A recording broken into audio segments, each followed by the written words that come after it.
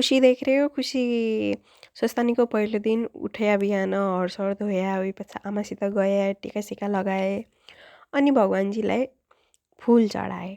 भगवान्जी बिहान त अब हामीले केही तयारी गरे नै थियो अब न महेश्वर बनाएको थियो न पार्वती बनाएको थियो केही नगरेको थियो तपाईँ बिहानको फुल गणेश कलेशमा गणेशजीमा चढाएर अनि उही पछि हामीले तलिआयौँ हो। अनि पानी सानी खाएँ अनि अब अरू कामले त हुन्छ तपाईँ पाछा बाहुन आउने भन्यो तपाईँ म दुध खोज्छु गएँ।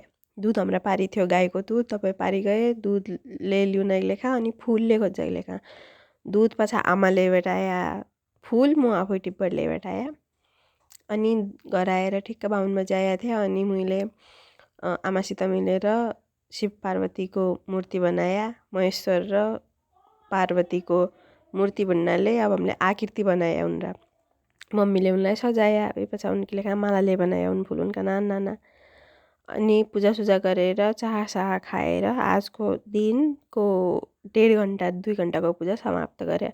अब अरू भोलिको कुराहरू बासा नान प्रसाद खाएर खाना खानु आजको लेखा यति भोलि आया बाई।